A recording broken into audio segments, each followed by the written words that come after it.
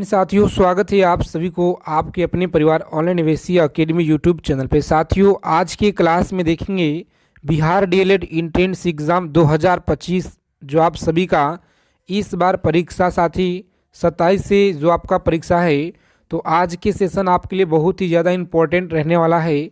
जो भी आपके डीएलएड एंट्रेंस एग्ज़ाम में पिछले 5 से 6 वर्षों में जितने भी सवाल आपके जीके जीएस और हिंदी के इम्पोर्टेंट जो भी प्रश्न आपके पूछे गए हैं, उन्हीं सारे सवालों का निचोड़ संग्रह करेंगे छोटे से क्लास में। तो आज की क्लास आपके लिए बहुत ही ज़्यादा इम्पोर्टेंट रहने वाला है। सभी साथी इस क्लास को बिना स्किप किए हुए अंत तक देखेंगे। अगर आपको इस बार अच्छे नंबरों से क्वालिफाई करना है, बिहार डीएलएड एंट्रेंस एग्ज़ाम को अच्छे नंबरों से आपको पास होना है तो चलिए क्लास शुरू करते हैं बिना देरी किए हुए। सबसे पहले आप सभी साथी चैनल को सब्सक्राइब कर लीजिए फटाफट से, और बगल में एक बेल आइकन प्रेस करके ऑल पे ज़रूर आप लोग सेव कर लीजिएगा जी। रोज़ाना आप लोग क्लास में जुड़िए, लगातार आप लोगों को क्लास दिया जा रहा है। इंद्र शब्द का जो स्त्रीलिंग रूप है यह क्या है? इंद्र शब्द का स्त्रीलिंग रूप क्या है? तो डी ऑप्शन आप लोग याद रखिएगा, इंद्रानी है। क्या है? इंद्रानी आप लोग याद रखिएगा। चलिए नेक्स्ट क्वेश्चन देखिए, पूछा गया सवाल है आपके परीक्षा में। क्लास की पीडीएफ आपको साथ में दिया जाएगा, तो टेलीग्राम चैनल को आप लोग ज्वाइन कर लीजिएगा। लिंक आपको वीडियो के डिस्क्रिप्शन में दिया जाएगा। उ ध्वनि का उच्चारण स्थान क्या है? उ ध्वनि का उच्चारण स्थान क्या है? तो आप सभी लोग याद रखेंगे ऑप्शन नंबर बी ऑप्शन को लॉक करेंगे और आगे बढ़ेंगे। कम समय में जितना हो सके ज़्यादा से ज़्यादा रिवीजन करेंगे हम लोग। सूर्योदय का सही संधि विच्छेद क्या होगा? सूर्योदय का सही संधि विच्छेद क्या होगा? तो सी ऑप्शन को लॉक करेंगे और आगे बढ़ेंगे। चलिए नेक्स्ट क्वेश्चन देखिए, पूछा गया सवाल है आपके परीक्षा में। अगर मगर करना का अर्थ क्या होता है? अगर मगर करना का अर्थ क्या होता है? बहाने बनाना। क्या है? बहाने बनाना आप लोग याद रखिएगा, बी ऑप्शन रहेगा इस प्रश्न का राइट आंसर। नेक्स्ट क्वेश्चन देखिए, पूछा गया सवाल है। सभी साथी क्लास को लाइक कर दीजिए आगे चलने से पहले। जितने लोग क्लास में जुड़े हैं क्लास को लाइक कर दीजिए फटाफट से। दयानंद में प्रयुक्त संधि का नाम क्या है? बताएंगे। दयानंद में प्रयुक्त संधि का नाम क्या है? तो दीर्घ संधि। कौन सा है साथी? दीर्घ संधि आप लोग याद रखिएगा। आगे देखेंगे, पूछा गया है कि समति का जो सही संधि विच्छेद है यह क्या होगा? तो बी ऑप्शन को लॉक करेंगे आप लोग, आगे बढ़ेंगे। जितने साथी क्लास में पहली बार विजिट किए हैं तो चैनल को आप लोग जरूर सब्सक्राइब कीजिएगा, ताकि बिहार डीएलएड एंट्रेंस एग्ज़ाम से सभी इम्पोर्टेंट जानकारी आपको मिल पाए। सबसे पहले पवन का सही संधि विच्छेद क्या होगा? पवन का सही संधि विच्छेद आप लोग याद रखिएगा, बी ऑप्शन को लॉक करेंगे और आगे बढ़ेंगे। अगला क्वेश्चन देखिए, पूछा गया है कि उ प्लस हार के योग में कौन सा शब्द होगा? उत प्लस हार में कौन सा योग शब्द बनेगा? तो याद रखिएगा आप लोग, उद्धार होगा। कौन सा? उद्धार, जो बी ऑप्शन में आपको साथी सही आंसर दिया गया है। तो बी ऑप्शन को लॉक करेंगे आप लोग, आगे बढ़ेंगे। चलिए सभी साथी फटाफट क्लास को लाइक कर दीजिए। अगला क्वेश्चन देखिए, पूछा गया है कि पर्यावरण का सही संधि विच्छेद क्या होगा? पर्यावरण का सही संधि विच्छेद क्या होगा? तो डी ऑप्शन को लॉक करेंगे। परिजोड़ आवरण आप लोग याद रखिएगा, परिजोड़ आवरण आप लोग याद रखेंगे। आगे देखिए 10 नंबर सवाल पूछा गया है जी। कम समय में ज़्यादा से ज़्यादा चीज़ों को संग्रह करेंगे। बताएंगे अनुशासी का संबंध किससे होता है? अनुशासी का जो संबंध है नाक और मुंह दोनों से होता है। याद रखिएगा आप लोग, बी ऑप्शन है सही आंसर। रोज़ाना आप सभी क्लास में जुड़ेंगे, यहाँ पे लगातार आप लोगों को प्रैक्टिस सेट दिया जा रहा है। अनुशासिक व्यंजन कौन से होता है? अनुशासिक व्यंजन कौन सा है? तो वर्ग के पंचमा अक्षर। तो सी ऑप्शन रहेगा इस क्वेश्चन का राइट आंसर। चलिए देखेंगे, पूछा गया है आपके सवाल बिहार डीएलएड में एंट्रेंस एग्जाम में। हिंदी वर्णमाला में स्वर्णों की संख्या कितना है? हिंदी वर्णमाला में स्वर्णों की संख्या कुल 11 है। कितना? 11 आप सभी लोग याद रखिएगा। चलिए देखेंगे, अगला क्वेश्चन है, जो पहले कभी न हुआ हो उसे क्या कहते हैं? जो पहले कभी न हुआ हो उसे अभूतपूर्व कहते हैं। क्या कहते हैं? अभूतपूर्व। आप लोग याद रखिएगा। नेक्स्ट क्वेश्चन देखिए, पूछा गया सवाल है, जो कहा ना जा सके उसके लिए क्या होता है जी? बताइए। जो कहा ना जा सके उसके लिए अकथनीय होता है। क्या होगा? अकथनीय। आप लोग याद रखिएगा। और आप लोगों का प्लेलिस्ट हम बना देंगे, तो आप लोग प्लेलिस्ट से प्रत्येक क्लास को देखना है अगर आपको इस बार अच्छे नंबर से क्वालिफाई करना है तो, क्योंकि सभी सवाल आपके पूछे गए हैं आपके परीक्षा में। समय की दृष्टि से अनुकूल क्या है? समय की दृष्टि से अनुकूल समयानुकूल है। बी ऑप्शन को लॉक करेंगे आप लोग और आगे बढ़ेंगे। सभी साथी अपना अपना स्कोर बताइएगा कमेंट करके। जो सब कुछ जानता हो उसे क्या कहते हैं? जो सब कुछ जानता हो उसे सर्वज्ञ कहते हैं। सर्वज्ञ आप लोग याद रखिएगा, सही आंसर है जी। आगे देखेंगे, अगला प्रश्न है, जिसकी गर्दन सुंदर है उसे क्या कहते हैं? जिसकी गर्दन सुंदर है उसे क्या कहते हैं? तो सुग्रीव आप लोग याद रखिएगा, बी ऑप्शन है राइट आंसर। आगे देखेंगे, अगला क्वेश्चन है, पुरुष एवं स्त्री का जोड़ा दंपति कहलाता है। क्या कहलाता है? तो दंपति कहलाता है। बी ऑप्शन आप लोग याद रखिएगा। चलिए देखेंगे, अगला प्रश्न है कि कार्य को नए ढंग से करने की जो पद्धति है इसे क्या कहते हैं? कार्य को नए ढंग से करने की जो पद्धति है इसे क्या कहते हैं? तो डी ऑप्शन आप लोग याद रखेंगे, नवीकरणीय कहलाता है। क्या कहलाता है जी? नवीकरणीय। आप लोग याद रखिएगा।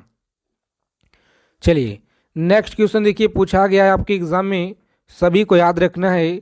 जंगल में लगने वाला आग को क्या कहते हैं? जंगल में लगने वाला आग को क्या कहते हैं? तो दवानल। दवानल आप लोग याद रखिएगा, ए ऑप्शन रहेगा इस क्वेश्चन का राइट आंसर। चलिए सभी साथी फटाफट से बताएंगे। पूछा गया सवाल है आपके पेपर में कि ज्येष्ठ का जो विलोम शब्द है यह क्या होता है? ज्येष्ठ का विलोम शब्द क्या होगा? तो सी ऑप्शन को लॉक करेंगे, कनिष्ठ होता है जी। कनिष्ठ आप लोग याद रखिएगा। गमन का विलोम शब्द क्या होगा? बताइए, गमन का जो विलोम है यह क्या होता है? तो गमन का विलोम याद रखिएगा, आगमन होता है। क्या होता है?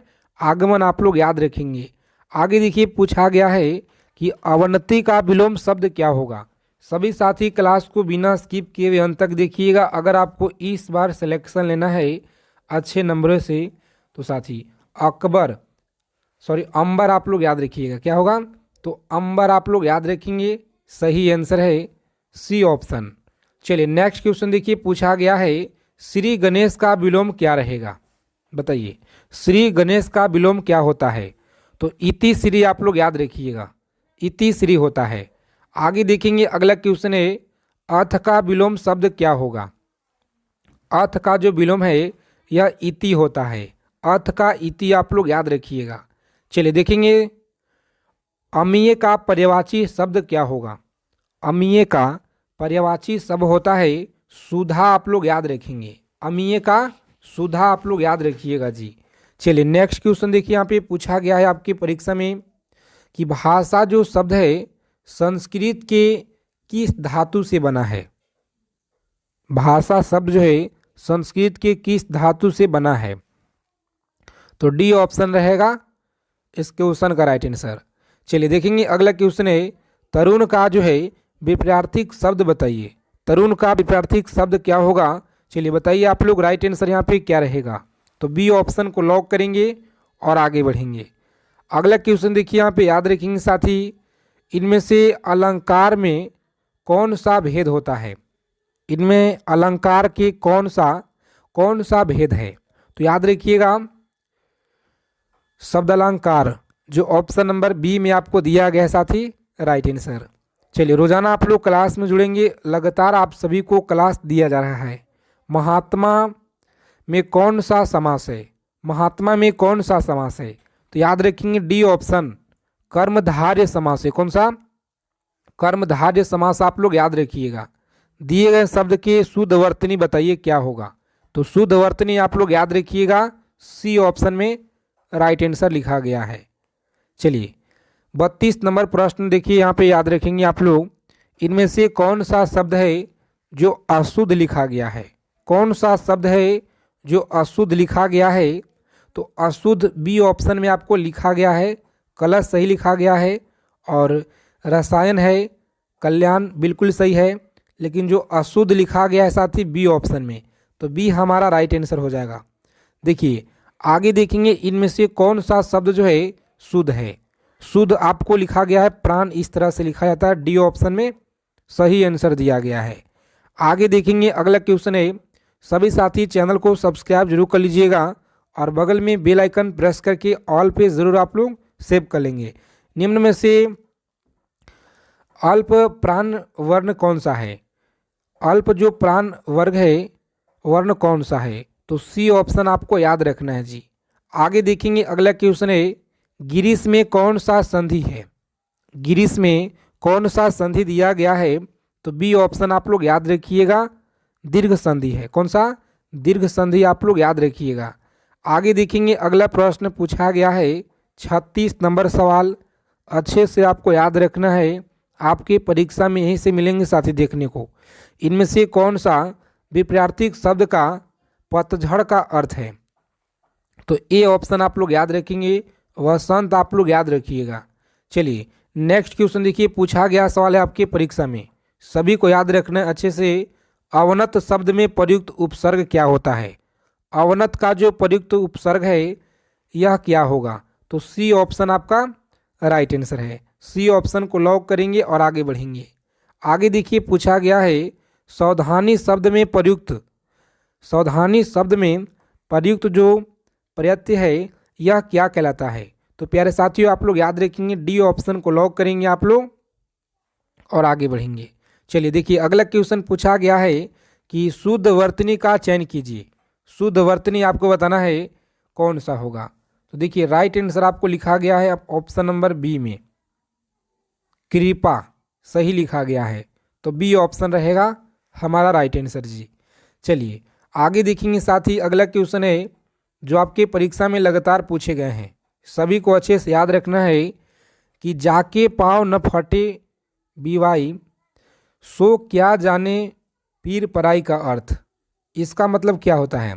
तो याद रखेंगे आप लोग, जिसके ऊपर बीतती है वही जानता है। ए ऑप्शन रहेगा हमारा सही आंसर। आगे देखेंगे अगला क्वेश्चन है, कम समय में ज़्यादा से ज़्यादा हम लोग रिवीजन करेंगे, बहुत कम समय में। तो आप लोग प्रत्येक क्लास से आप लोग जुड़िए। मैतैक्य में कौन सा संधि है? मैतैक्य में कौन सा संधि है? तो बी ऑप्शन आप लोग याद रखिएगा, बी ऑप्शन रहेगा इस क्वेश्चन का राइट आंसर। आगे देखिए अगला सवाल है कि निम्नलिखित में से तत्सम शब्द का चयन कीजिए। तत्सम शब्द है, ए ऑप्शन को आप लोग याद रखिएगा। आगे देखेंगे अगला क्वेश्चन है, अर्थार्थ में कौन सा संधि है? बताइए अर्थार्थ में कौन सा संधि है जी? तो दीर्घ संधि आप लोग याद रखिएगा, सही आंसर है। अगला क्वेश्चन पूछा गया है आपकी परीक्षा में, इनमें से आपादान कारक का विभक्ति क्या है? आपादान का विभक्ति आपको बताना है, तो सी ऑप्शन को लॉक कीजिए और आगे बढ़िए। चलिए सभी साथी आंसर करेंगे। शिव का विशेषण, शिव का विशेषण क्या होगा? तो शैव आप लोग याद रखिएगा। चलिए देखेंगे अगला क्वेश्चन पूछा गया है, इनमें से कौन सा भाववाचक संज्ञा है? भाववाचक संज्ञा आप लोग बताइएगा कौन सा है? तो बचपन आप लोग याद रखेंगे, भाववाचक है। आगे देखेंगे अगला क्वेश्चन है, पुरोहित में उपसर्ग क्या होगा? पुरोहित में उपसर्ग आप लोग याद रखिएगा, डी ऑप्शन को लॉक करेंगे और आगे बढ़ेंगे। सभी साथी क्लास को फटाफट लाइक कर दीजिए जितने लोग क्लास को देख रहे हैं। और निम्न में से नसिकीय व्यंजन कौन सा है? तो डी ऑप्शन आपका राइट आंसर है। आगे देखेंगे अगला। चलिए सभी साथी फटाफट से क्लास में जुड़ जाइए। आज के सेशन में देखेंगे यहाँ पे लगातार जो आपके बिहार डीएलएड इंट्रेंस एग्ज़ाम में जो भी प्रश्न लगातार पिछले 5 से 6 वर्षों में जीके और जीएस के इम्पोर्टेंट क्वेश्चन जो बार बार हर साल हर शिफ्ट में पूछे गए हैं, उन्हीं सारे सवालों को आज की क्लास में आप सभी के लिए लेकर आए हैं जो निचोड़ संग्रह करेंगे। तो प्यारे मित्रों, अगर आप लोगों को इस बार बिहार डीएलएड इंट्रेंस एग्ज़ाम को क्रैक करना है, बिल्कुल अच्छे नंबरों से आपको इस बार पास होना है, तो आप सभी साथी इन सभी सवालों को कॉपी पेन लेकर आप लोग लिख लीजिए। आप सभी के पेपर में साथ ही सवाल यहीं से देखने को मिलेंगे, क्योंकि पिछले बार जो आप लोगों को हम तैयारी कराए थे, हर शिफ्ट में आपके भर भर के क्वेश्चन पूछे गए थे। जो साथी अगर तैयारी किए होंगे उनको पता होगा। तो चलिए इस बार फिर से ऐसा ही आप सभी के लिए हम कंटेंट लेकर आएंगे। जितने साथी क्लास में पहली बार जुड़े हैं तो फटाफट चैनल को आप लोग सब्सक्राइब करके बगल में बेल आइकन प्रेस करके ऑल पे आप लोग जरूर सेव कर लीजिएगा। देखिए पूछा गया है आपके परीक्षा में कि निम्नलिखित में से किसे जो है पाटलिपुत्र को पॉलीव्रथा कहा था। पाटलिपुत्र को पॉलीव्रथा किसने कहा था? तो मेगास्थनीज के द्वारा आप लोग याद रखिएगा। किसके द्वारा जी? मेगास्थनीज के द्वारा। ए ऑप्शन रहेगा इस क्वेश्चन का राइट आंसर। आगे देखेंगे अगला प्रश्न पूछा गया है दूसरा नंबर क्वेश्चन कि आदि काव्य की संज्ञा किसे दी जाती है। आदि काव्य की जो संज्ञा है यह किसे दी जाती है? बहुत ही महत्वपूर्ण सवाल है, याद रखिएगा आप लोग। परीक्षा में आपको सवाल देखने को मिलेंगे जी यहीं से, तो याद रखेंगे ए ऑप्शन रहेगा राइट आंसर। रामायण को आप लोग याद रखिएगा। आगे देखिए 3 नंबर प्रश्न पूछा गया है कि सत्यमेव जयते शब्द कहाँ से लिया गया है। और देखिए आप लोगों का साथी हम प्ले लिस्ट बना देंगे, ठीक है, प्ले लिस्ट आपको हम बना देंगे वीडियो का। सभी लोग एक एक वीडियो को आप लोग अच्छे से देखिएगा और याद रखिएगा। अगर आपको अच्छे से तैयारी करना है, अच्छे नंबर आपको स्कोर करना है परीक्षा में, तो एक भी क्लास को आप लोग मिस मत कीजिए, क्योंकि जो भी कंटेंट आपको दिया जा रहा है पूरा का पूरा आपको सेलेक्टेड क्वेश्चन आपको दिया जा रहा है। सत्यमेव जयते कहाँ से लिया गया जी? मुंडकोपनिषद से लिया गया है। ए ऑप्शन रहेगा राइट आंसर। आगे देखिए अगला क्वेश्चन है, याद रखेंगे, सभी को याद रखना है कि भारत का जो सर्वप्राचीन धर्म ग्रंथ कौन सा है। भारत का सर्वप्राचीन धर्म ग्रंथ कौन सा है? तो याद रखेंगे आप लोग यह वेद है जी। सी ऑप्शन रहेगा राइट आंसर। आगे देखेंगे अगला क्वेश्चन पूछा गया है भारतीय संगीत का जनक किसे कहा जाता है। भारतीय संगीत का जनक सामवेद को कहा जाता है। सामवेद आप लोग याद रखिएगा। भारतीय पुरातात्विक का जनक किसे कहा जाता है? चलिए बताइए आप लोग, भारतीय पुरातात्विक का जनक किसे कहा जाता है? इंपॉर्टेंट क्वेश्चन आप लोग याद रखेंगे। अलेक्जेंडर कनिंघम, जो ए ऑप्शन में आपको दिया गया है साथी राइट आंसर। चलिए सभी साथी क्लास को लाइक कर दीजिए आगे चलने से पहले। सभी लोग क्लास को लाइक कर दीजिए आगे चलने से पहले। देखिए पूछा गया है कि पूरा पाषाण कालीन मानव का मुख्य जो व्यवसाय है यह क्या था? कृषि है, मिट्टी के बर्तन का बना, पशुपालन, शिकार करना। तो याद रखेंगे डी ऑप्शन रहेगा इस क्वेश्चन का राइट आंसर। डी ऑप्शन आप लोग याद रखिएगा। आगे देखेंगे अगला प्रश्न पूछा गया है 8 नंबर सवाल है कि भारतीय उपमहाद्वीप में कृषि के प्राचीनतम साक्ष्य कहाँ से प्राप्त हुए हैं? बताएंगे साथियों। यह सवाल आपके परीक्षा में लगातार पूछे गए हैं कि भारतीय उपमहाद्वीप में कृषि के प्राचीनतम साक्ष्य कहाँ से प्राप्त हुए हैं। तो मेहरगढ़ से आप लोग याद रखिएगा। कहाँ से? मेहरगढ़ से आप लोग याद रखेंगे। सी ऑप्शन रहेगा राइट आंसर। आगे देखेंगे पूछा गया है आपके एग्जाम में, बिहार डीएलएड एंट्रेंस एग्जाम में सभी को याद रखना है कि प्रथम मानव होमिनिन जीवाश्म भारत की किस नदी घाटी से प्राप्त हुआ था? बताएंगे। प्रथम मानव होमिनिन जीवाश्म भारत की किस नदी घाटी से प्राप्त हुआ था? सही आंसर आप लोग याद रखेंगे नर्मदा घाटी। क्या है जी? तो नर्मदा घाटी आप लोग याद रखिएगा। चलिए देखेंगे अगला सवाल है साथी पूछा गया है, सभी को याद रखना है यहाँ पे कि सिंधु सभ्यता किस युग से संबंधित है। सिंधु सभ्यता है आद्य ऐतिहासिक युग से। आद्य ऐतिहासिक युग आप लोग याद रखिएगा। आगे देखेंगे पूछा गया है कि मोहनजोदड़ो में सबसे बड़ा जो इमारत है यह कौन सी है। मोहनजोदड़ो में सबसे बड़ा इमारत कौन सा है? तो अन्नागार आप लोग याद रखिएगा। इम्पोर्टेंट सवाल है आपकी परीक्षा की दृष्टि से। चलिए नेक्स्ट क्वेश्चन देखिए। यहाँ पे कम समय में जितना हो सके ज़्यादा से ज़्यादा हम लोग चीज़ों को रिवीजन करेंगे, क्योंकि आप सभी के लिए हम पूरा का पूरा सेलेक्टेड क्वेश्चन साथी लेकर आ रहे हैं क्लास में, और कम समय में ज़्यादा से ज़्यादा क्वेश्चन आपको हम करा रहे हैं। देखिए, वस्त्रों के लिए कपास की खेती का जो आरंभ है सर्वप्रथम किया गया भारत में, आप लोग याद रखिएगा, किया गया था। तो डी ऑप्शन रहेगा यहाँ पे राइट आंसर जी, डी ऑप्शन। चलिए देखेंगे, पूछा गया सवाल है 13 नंबर कि भारत का सबसे बड़ा हड़प्पन पशु पुरास्थल कौन सा है। हड़प्पन पुरास्थल कौन सा है? राखी गढ़ी है, बनावली है, कालीबंगा या लोथल है। तो राखी गढ़ी आप लोग याद रखिएगा, ए ऑप्शन रहेगा इस क्वेश्चन का राइट आंसर। चलिए देखेंगे, अगला क्वेश्चन पूछा गया आपके एग्जाम में, सभी को याद रखना है कि लेखन कला की जो उचित प्रणाली है विकसित करने वाली सर्वप्रथम प्राचीन सभ्यता कौन सा है। लेखन कला की जो उचित प्रणाली विकसित करने वाली प्रथम जो प्राचीन सभ्यता है यह कौन सा है। तो साथियों सी ऑप्शन को आप लोग लॉक करेंगे और आगे बढ़ेंगे। सुमेरिया आप लोग याद रखिएगा। चलिए देखेंगे, अगला सवाल पूछा गया आपकी परीक्षा में, याद रखिएगा, कौन सा हड़प्पीय नगर 3 भागों में विभक्त है। बताएंगे धौलावीरा जी, कौन सा? धौलावीरा आप लोग याद रखिएगा। पुराणों की संख्या कितना है? बहुत ही अच्छा सवाल है, बताइए आप लोग, पुराणों की संख्या कितना है। तो बी ऑप्शन आप लोग याद रखिएगा 18 है। कितना? 18 आप लोग याद रखिएगा पुराणों की संख्या है। देखिए, वेद शब्द का जो अर्थ है यह कौन सा होगा? वेद शब्द का अर्थ आप लोगों को बताना है। तो ज्ञान आप लोग याद रखिएगा, क्या है?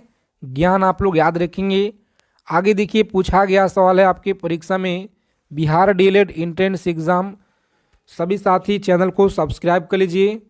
यहाँ पे आप लोगों को कंटिन्यू क्लास आपको दिया जा रहा है जी, जो आपका परीक्षा फरवरी में है। महाभारत मूल किस रूप में जानी जाती है? तो डी ऑप्शन को लॉक करेंगे, जय संहिता आप लोग याद रखिएगा। चलिए देखेंगे, अगला सवाल पूछा गया है, गोत्र शब्द का जो प्रयोग है सर्वप्रथम कब हुआ। गोत्र शब्द का प्रयोग आप लोग याद रखिएगा, बी ऑप्शन को लॉक करेंगे, ऋग्वेद में आप लोग याद रखिएगा। चलिए, महात्मा बुद्ध का जो जन्म है एवं ज्ञान की प्राप्ति किस दिन हुआ था। महात्मा बुद्ध का जन्म और ज्ञान की प्राप्ति हुआ था वैशाख पूर्णिमा के दिन, आप लोग याद रखिएगा। ठीक है, ये ऑप्शन रहेगा इस क्वेश्चन का राइट आंसर जी। आगे देखेंगे, महात्मा बुद्ध किस वंश से संबंधित थे। महात्मा बुद्ध किस वंश से संबंधित थे? मौर्य वंश आप लोग याद रखेंगे। चलिए देखेंगे, साथ ही पूछा गया है आपकी परीक्षा में कि भगवान महावीर जो प्रथम शिष्य कौन थे। भगवान महावीर का प्रथम शिष्य आपको बताना है। सभी साथी क्लास को लाइक कर दीजिए फटाफट से। आगे चलने से पहले चैनल को आप लोग सब्सक्राइब कर लीजिएगा, जितने साथी नए जुड़े हैं क्लास में। ठीक है, भगवान महावीर का जो प्रथम शिष्य है यह कौन था? तो ए ऑप्शन को लॉक करेंगे, जमाली आप लोग याद रखिएगा जी। चलिए देखेंगे, अगला क्वेश्चन है 23 नंबर सवाल, जैन धर्म का आधारभूत नैतिक मूल्य क्या है। जैन धर्म का जो आधारभूत नैतिक मूल्य क्या है? तो लॉक करेंगे ऑप्शन नंबर सी को और आगे बढ़िएगा, अहिंसा आप लोग याद रखेंगे। चलिए सभी साथी आंसर करेंगे। यहाँ पे 24 नंबर सवाल है, बुद्ध ने सर्वाधिक उपदेश कहाँ दिया। बुद्ध ने सर्वाधिक जो उपदेश है यह कहाँ पे दिए हुए थे? तो श्रावस्ती में आप लोग याद रखिएगा साथी, बी ऑप्शन इस क्वेश्चन का है सही आंसर। आगे देखेंगे, अगला प्रश्न पूछा गया, याद रखिएगा सभी साथी क्लास को बिना स्किप किए हुए अंत तक देखिए, अगर आपको इस बार अच्छे नंबरों से क्वालिफाई करना है तो। बुद्ध की खड़ी प्रतिमा निम्न में से किस काल में बनाई गई है? बताएंगे आप लोग, खड़ी प्रतिमा निम्न में से किस काल में बनाई गई है? तो बी ऑप्शन को लॉक करेंगे, कुषाण काल आप लोग याद रखिएगा। तीर्थकर शब्द जो है किससे संबंधित है? तीर्थकर शब्द किससे संबंधित है? बताइए आप लोग फटाफट से राइट आंसर। डी ऑप्शन को लॉक करेंगे, जैन से आप लोग याद रखिएगा। और विश्व का जो पहला गणतंत्र वैशाली में किसके द्वारा स्थापित किया गया है जी? बताइए, विश्व का पहला गणतंत्र वैशाली में किसके द्वारा स्थापित किया गया है? तो लिच्छवी आप लोग याद रखिएगा। ठीक है, लिच्छवी आपको याद रखना है। मगध की प्राचीनतम राजधानी कौन सी थी?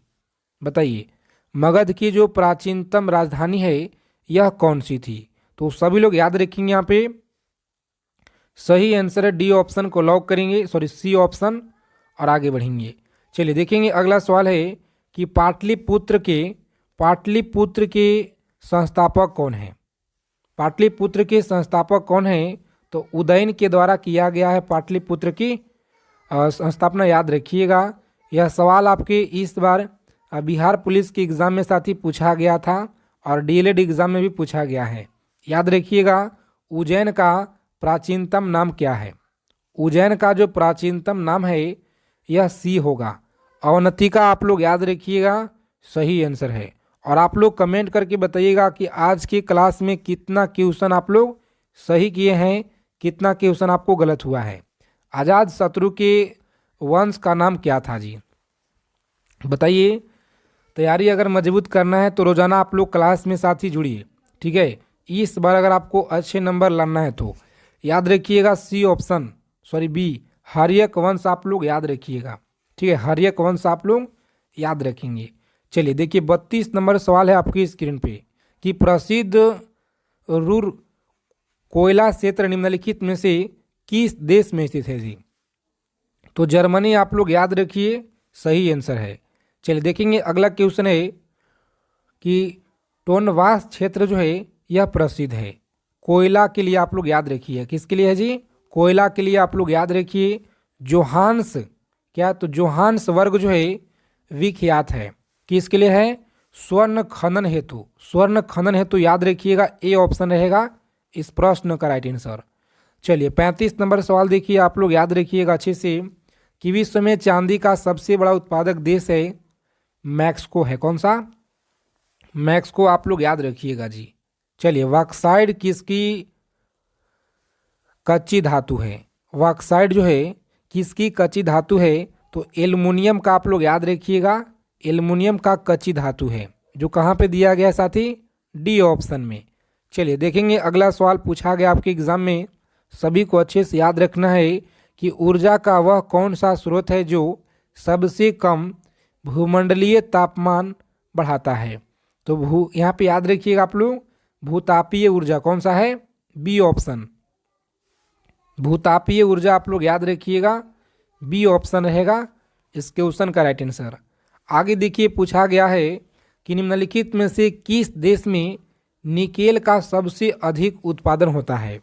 निकेल का, तो फिलीपींस आप लोग याद रखिएगा, ए ऑप्शन रहेगा हमारा इस क्वेश्चन का राइट आंसर। तो इसी तरह से आपको याद रखना है और जितना कम समय हो सके ज़्यादा से ज़्यादा हम लोग रिवीजन करेंगे।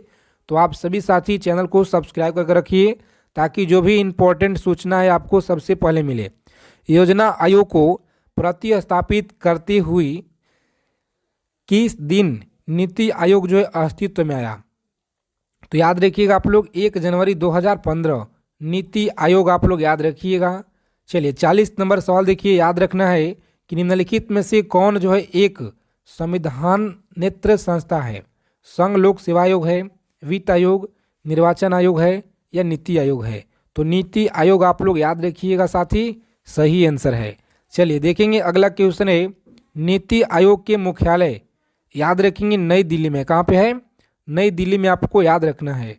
संसद में प्रथम लोकपाल विधायक प्रस्तुत किया गया था, याद रखिएगा सी ऑप्शन, 1968 में आप लोग याद रखिएगा। आगे देखेंगे कौन सा देश है जो तंबाकू उत्पादन में विश्व में प्रथम स्थान पर है? तो यह चीन है जी। कौन है? चीन आप लोग याद रखिएगा। और इस प्रश्न का आंसर आप लोग कमेंट बॉक्स के माध्यम से जरूर बताइएगा। आज की क्लास अगर आपको अच्छी लगी, क्लास को लाइक कीजिए, चैनल को सब्सक्राइब कीजिएगा। जय साथियों, मिलते हैं अगले क्लास में अच्छे टॉपिक के साथ।